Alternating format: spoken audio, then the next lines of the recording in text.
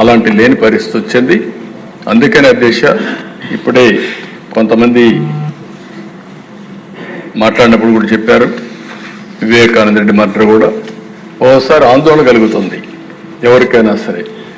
ఒక మర్డర్ జరిగిన తర్వాత, ఒక సెన్సేషనల్ మర్డర్ జరిగిన తర్వాత 6 మంది సాక్షులు ఆ కేసులో ఇన్వాల్వ్ అయిన వాళ్ళు ఎలిమినేట్ అయిపోవడం అనేది, చనిపోవడం అనేది అదొక ఆవేదన, ఆలోచన కలుగుతుంది.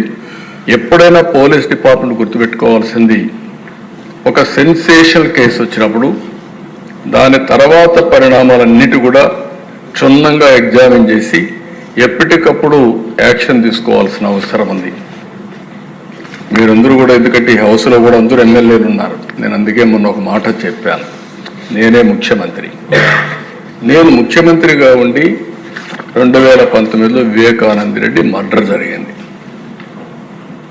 తెల్లవారితో వాట్సాప్ మెసేజ్ వచ్చింది. మెసేజ్ ఏమని, వివేకానంద రెడ్డి గుండెపోటుతో చనిపోయాడు. ఎలక్షన్ సీజన్, నేను కూడా గుండెపోటు అనుకున్నాను. జనరల్గా నాకు ఎప్పుడు ఏ ఆలోచన వచ్చినా, ఏ మెసేజ్ వచ్చినా మళ్ళా నేను స్టడీ చేస్తూ ఉంటాను. అలాంటిది నేను కూడా ఎలక్షన్లో ఉండి క్యారీ అయ్యాను. నాకు ఒక సీఎంఓ ఉంది, ఒక ఇంటెలిజెన్స్ ఉంది, ఒక డీజీపీ ఉన్నాడు, మా చంద్రరాజు మంత్రి అప్పుడు, అందరం ఉన్నాం. అందరం ఉండి అర్థం కాలేదు, నిజం అనుకున్నాం, నమ్మాం.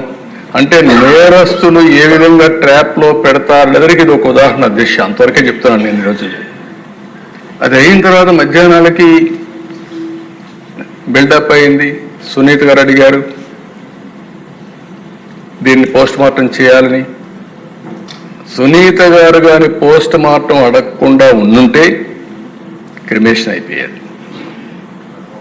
అంటే నేను ఎందుకు ఇవన్నీ చెప్తున్నానంటే, నేరాలు ఘోరాలు చేసే వ్యక్తుల పట్ల ఏ స్థాయి అయిన వాళ్ళైనా సరే మనం అప్రమత్తంగా ఉండకపోతే మాత్రం మనం న్యాయం చేసినట్టు కాదు, మనం కూడా ఇబ్బందులు పడే పరిస్థితి వస్తుంది. ఆ తర్వాత సాయంత్రానికి అధ్యక్ష ఎప్పుడైతే పోస్ట్ మార్టం చేశారో, ఏ టీవీలో అయితే గుండెపోటని చెప్పారో వాళ్లే సాయంత్రానికి మాట మార్చేసి ఇంతవరకు మా తండ్రి చనిపోయాడు, ఇప్పుడు తండ్రి లేని బిడ్డే కాకుండా చిన్నాన్న ఉంటే ఆ పెద్ద దిక్కు కూడా లేకుండా పోయిందని చెప్తే ప్రజలు నమ్మించే పరిస్థితికి వచ్చారు. రెండో రోజు అధ్యక్ష నా చేతిలో కత్తి పెట్టి నారాసుర రక్త చరిత్రను వేసే పరిస్థితికి వచ్చారు. బాధ కదా అధ్యక్ష, ఆవేదన కలగదా? ఏంటి ఇలాంటి అరాచకాలు చేసి కూడా రాజకీయాలు చేయగలుగుతావనే ధీమా నా జీవితంలో ఒకటే చెప్తాను దశ, ఎప్పుడు హత్యా రాజకీయాలు మరక అంటకుండా 45 సంవత్సరాల రాజకీయాలు చేశాను. ఎవరైనా హత్యా రాజకీయాలు చేసిన ప్రజాక్షేత్రంలో పోరాడి అలాంటి వ్యక్తుల్ని శాశ్వతంగా రాజకీయాలు లేకుండా చేశాను తప్ప, శిక్షలు బయటకు చేశాను తప్ప, నేను ఎలాంటి పరిస్థితులు కూడా అలాంటి దీనికి దోహదం చేయలేదు. నేను ఎప్పుడూ చెప్పేవాడిని, ఒక హత్య చేయడం అనేది చాలా ప్రమాదం. పోస్ట్ మార్టానికి కారకులైన వ్యక్తులు మీకు కూడా పోస్ట్ మార్టం జరుగుతుంది, జాగ్రత్తగా ఉండమని హెచ్చరించాను. ఈరోజు ఈ హౌస్లో కూడా ఎమ్మెల్యేస్కి అందరికీ చెప్తున్నాను, మీ నియోజకవర్గాల్లో లా అండ్ ఆర్డర్ కంట్రోల్ చేయడం మీ బాధ్యత.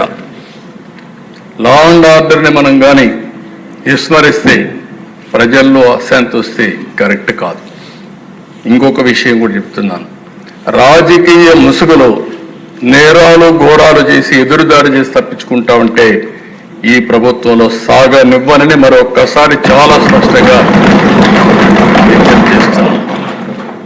ప్రజలకు మనం లా అండ్ ఆర్డర్ క్రియేట్ చేయాల్సిన, సమస్యలు లేకుండా చేయాల్సిన అవసరం ఉంది. టెక్నాలజీ వచ్చింది, టెక్నాలజీ ఉపయోగించుకుంటాం.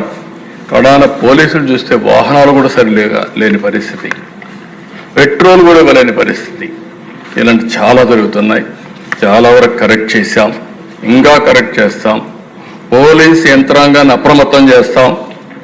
అప్రమత్తం చేయడమే కాదు, ఎప్పుడైనా సరే అధ్యక్ష ఒకటే గుర్తుపెట్టుకోండి, ఒక నాయకత్వం కానీ, ఒక గవర్నమెంట్ కానీ స్ట్రాంగ్గా ఉందని విత్ డెమాన్స్ట్రేటివ్ ఎఫెక్ట్తో చేయగలిగితే అందరూ లైన్లోకి వస్తారు. అట్లా కాకుండా పర్వాలేదు ఉదాసీన వైఖరి తీసుకుంటే ప్రతి ఒక్కరూ పెట్టిరేగిపోయే పరిస్థితి వస్తుంది. అది ఈ ప్రభుత్వంలో సాగనివ్వమని చెప్పి మరొకసారి తెలియజేసుకుంటూ ప్రతి ఒక్కరికి విజ్ఞప్తి చేస్తున్నాం. ఈ రోజు నుంచి కొంతమందిని చూస్తున్నాను దిశ, కొన్ని కేసులు కూడా చూస్తున్నాను. ఎమోషన్లో కొంతమంది ట్రాపుల్లో కూడా పడతా ఉంటారు. కొంతమందికి డబ్బులు ఇస్తామంటే ఎక్కువగా వస్తాయనే ఉద్దేశంతో ఒక విధంగా ఆలోచిస్తే చిట్ ఫండ్ కంపెనీలు వస్తూ ఉంటాయి. అలాంటి వాటిలో డబ్బులు ఎక్కువ పెట్టుబడి పెడతాం, లేకుంటే మీకు ఎక్కువ రిటర్న్స్ ఇస్తామంటే మోసపోయే పరిస్థితి వస్తూ ఉంది. కొంతమంది అమ్మాయిల పట్ల కొంతమంది చాలా దారుణంగా ప్రవర్తిస్తూ ప్రేమ అనే మాట ఒలకబోస్తూ ట్రాప్లో పెట్టి ఈ యొక్క అబ్యూజ్ చేసే పరిస్థితి కూడా వస్తున్నారు. నేను ఈ విషయాలను ఎందుకు చెప్తున్నానంటే ఈ సభ ద్వారా ప్రజల్లో చైతన్యం తీసుకురావాల్సిన బాధ్యత మన మీద ఉంది. అదే సమయంలో ఎవరైనా తప్పు చేస్తే మాత్రం వదిలిపెట్టం, తాట తీస్తామని చెప్పి మరొకసారి ఎందుకంటే నా గట్టిగా కూడా చెప్పాల్సిన అవసరం ఉంది. నేను ఇదే మాదిరిగా ముఖ్యమంత్రిగా ఉంటే అధ్యక్ష 14-15 సంవత్సరంలో ఇక్కడే మనం గురుజాల కాన్స్టిట్యున్సీ అనుకుంటాను, పిడుగురాళ్ళ దాచేపల్లి ఏరియాలో ఒక ముస్లిం గర్ల్, చిన్న అమ్మాయి, ఆ అమ్మాయి పైన అత్యాచారం చేశారు. దగ్గర 18 టాస్క్ ఫోర్స్లు వేశారు. ఏ డైరెక్షన్లో ఉన్నా సరే భూమి మీద ఎక్కడున్నా పట్టుకొచ్చే బాధ్యత మీదని పోలీసులకు చెప్పా. సర్చ్ మొదలుపెట్టా. 4వ రోజుకి అతనే ఆత్మహత్య చేసుకొని చనిపోయాడంటే అక్కడ కనుక్కున్నాను. దాంతో కూడా వదిలిపెట్టలేదు. మళ్ళీ విజయవాడలో పెద్ద ర్యాలీ పెట్టి భవిష్యత్తులో ఎవరైనా సరే నా ఆడబిడ్డల జోలుకు వస్తే ఇదే గతి అవుతుందని చెప్పి హెచ్చరించాను. మొత్తం లా అండ్ ఆర్డర్ అంతా కూడా కంట్రోల్ అయ్యే పరిస్థితి వచ్చింది. ఇప్పుడు కూడా చెప్తున్నా, ఈ సభ ద్వారా హెచ్చరిస్తున్నా, రేపటి నుంచి ఈ ప్రభుత్వాన్ని ఛాలెంజ్ చేయాలంటే చేయండి. ఆ తర్వాత ఎలాంటి పనిష్మెంట్ ఉంటుందో మీరే చూస్తారని కూడా హెచ్చరిస్తూ లా అండ్ ఆర్డర్ కాపాడే బాధ్యత మాది. ప్రభుత్వ యంత్రాంగాన్ని కూడా సమర్థవంతంగా నడిపిస్తాం. ఎక్కడా రాజీ లేదు, రాగద్వేషాలు లేవు, లేకుంటే విశిక్షత లేదు. ఎవరైతే మీరందరూ లా అండ్ ఆర్డర్ మెయింటైన్ చేస్తారో డీజీపీ దగ్గర నుంచి లాస్ట్ మైల్లో ఉండే కానిస్టేబుల్ వరకు మీరు లా అండ్ ఆర్డర్ మెయింటైన్ చేయండి. మీకు అండగా ఈ గవర్నమెంట్ ఉంటుందని మరొక్కసారి తెలియజేసుకుంటూ ప్రజలు పూర్తిగా సహకరించమని మరొక్కసారి కోరుకుంటూ, ఇంకొకసారి నాకు ఎక్కడన్నా దొరికితే మాత్రం గంజాయి దొరికితే అడికి అయిపోతాను, మీరు గుర్తుపెట్టుకోండి. అదే మాదిరిగా ఎక్కడ డ్రగ్స్ దొరికినా లేదు. రాజకీయ ముసుగులో హత్యలు, నేరాలు, ఘోరాలు చేయాలనుకున్నా చాలా క్లియర్గా ఉన్నాం. ఎవరైనా మీరు మీ సమస్యలు చెప్పాలంటే మాకు చెప్పండి. సమస్యలు చెప్పకుండా మీ ఇష్ట ప్రకారం వచ్చి రౌడీజం చేస్తాం, ఇష్టానుసారంగా ప్రవర్తిస్తాం కూడా కరెక్ట్ కాదు. మీరు రండి, వింటాం, మీరు చెప్పినంత వింటాం. మీ సమస్య న్యాయపరమైతే తప్పకుండా పరిష్కారం చేసే బాధ్యత ఈ ప్రభుత్వాన్ని చెప్పి తెలియజేసుకుంటూ అందరూ సహకరించమని చెప్పి కోరుకుంటూ మీ దగ్గర సెలవు తీసుకుంటున్నాను.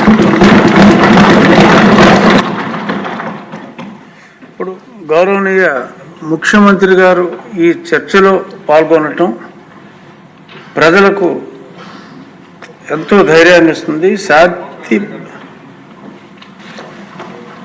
నిన్ననే ఇనాగరేట్ చేశాను శక్తి యాప్. ఎవరైనా సరే ఆడబిడ్డలు ఆ శక్తి యాప్ డౌన్లోడ్ చేసుకుని కనీసం ఆ ఫోన్లో చేయగలిగిన ఆ శక్తి యాప్ ఆన్ చేసి 3 సార్లు షేక్ చేసిన ఆటోమేటిక్గా రిజిస్టర్ అయిపోతుంది. ఎక్కడున్నారో జీపీఎస్ చూసుకుని 6 నిమిషాల నుంచి 9-10 నిమిషాల లోపల మీ దగ్గరికి వచ్చే బాధ్యత పోలీసుల పైన ఉంటుంది.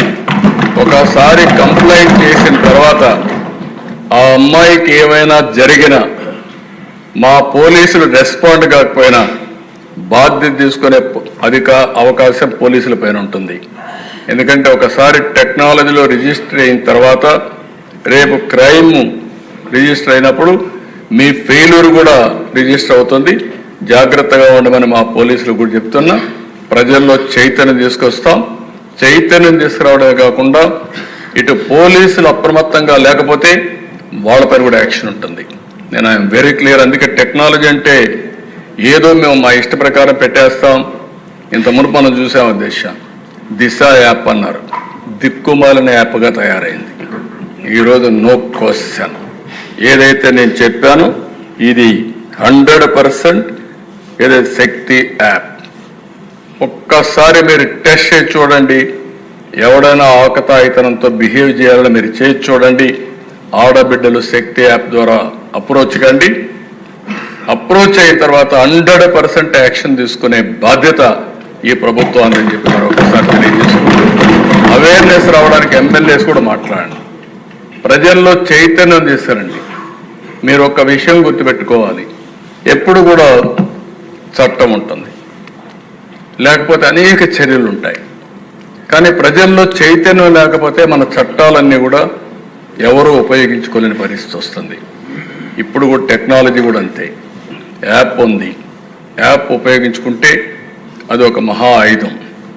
ఆ శక్తి యాప్ను ఉపయోగించుకోకపోతే మళ్ళీ యాజ్ ఇట్ ఈజ్గా జరిగే పరిస్థితి వస్తుంది. అందుకే ప్రతి ఒక్క ఆడబిడ్డని ఎడ్యుకేట్ చేయండి.